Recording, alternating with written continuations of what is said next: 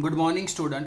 आज हम lecture number 4 के अंदर स्टेट में स्वाध्याय 2.1 उसका सवाल नंबर 3 हल करेंगे।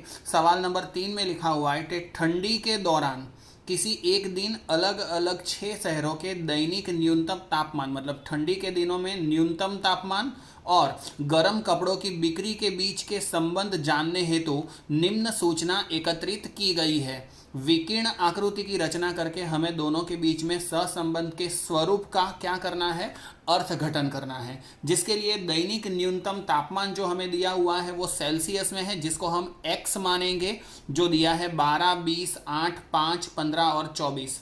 सबसे कम रकम दी हुई है 5, जबकि सबसे ज़्यादा रकम दी हुई है 24, इसलिए हम इसको x अक्ष मानेंगे। तो यहाँ पर हमने बनाया हुआ है x अक्ष दैनिक न्यूनतम तापमान सेल्सियस।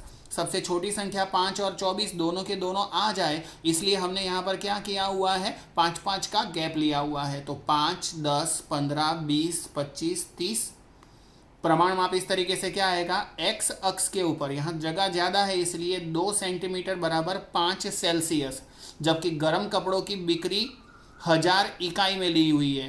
35, 10, 45, 70, 20 और 8 ये सब 1000 इकाई के अंदर दी हुई है, जिसको हमने y अक्ष के ऊपर बनाया हुआ है। और y अक्ष के ऊपर इसलिए हमने क्या लिखा है, गर्म कपड़ों की बिक्री 1000 इकाई के अंदर।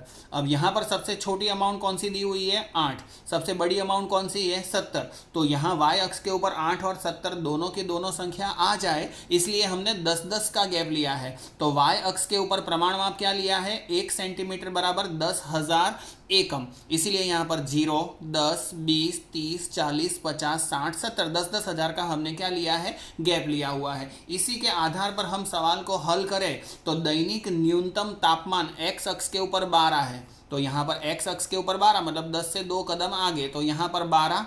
और y अक्ष के ऊपर गर्म कपड़ों की बिक्री कितनी दी हुई है, 35। तो गर्म कपड़ों की बिक्री दी हुई है 35, मतलब 30 और 40 के बीच में। मतलब यहाँ पर ये दिया हुआ है 12 और गर्म कपड़ों की दी हुई है 35, मतलब कि यहाँ पर राउंड बनेगा 1 पॉइंट, मतलब कि एक बिंदु बना हमारा। उसी तरीके से दैनिक न्यूनतम तापमान 20 दिया हुआ है, तो गर्म कपड़ों की बिक्री कितनी है, 10। तो न्यूनतम तापमान 20 है, तो यहाँ पर 20 और गर्म कपड़ों की बिक्री कितनी दी हुई है, 10। तो ये 20 और ये 10 जो यहाँ पर मिल रहा है, इसलिए यहाँ पर एक बिंदु मिलेगा। दैनिक न्यूनतम तापमान कितना दिया है, 8। तो गर्म कपड़ों की बिक्री 45,000। 8 मतलब 5 से 3 कदम आगे, मतलब 6, 7, 8 यहाँ पर होगा, यहाँ से सीधा। और y अक्ष के ऊपर 40 और 50 के बीच में 45 आएगा, तो 8 और 45 के हिसाब से यहाँ पर एक पॉइंट बनेगा।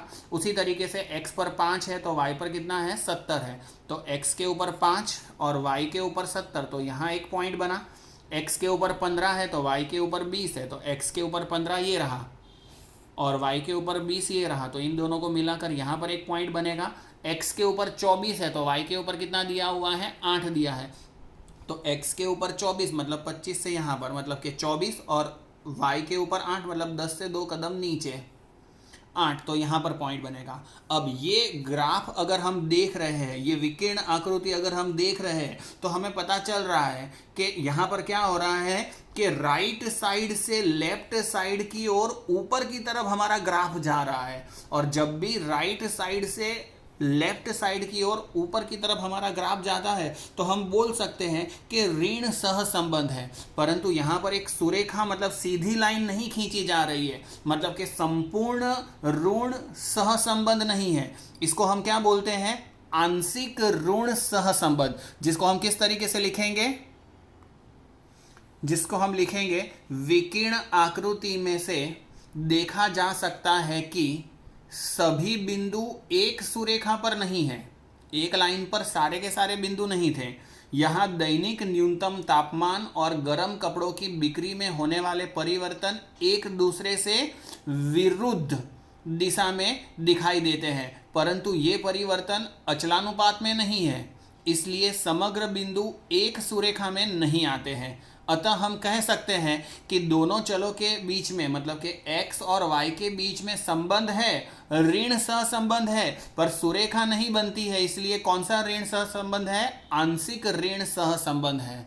तो ये स्वाध्याय 2.1 है, जिसके अंदर हमने आगे वाले लेक्चर के अंदर सम नंबर 1 देखा था। ये लेक्चर के अंदर सम नंबर 3 देखा है और एक सवाल अभी बचा हुआ है, सवाल नंबर 2, जो आप लोगों को होमवर्क में करना है। तो इसके बाद में हम स्वाध्याय 2.2 के जो सूत्र के द्वारा हल करने हैं वो देखेंगे। तब तक आपको स्वाध्याय 2.1 का सम नंबर 2 होमवर्क में कर मुझे व्हाट्सअप करना है। Thank you student.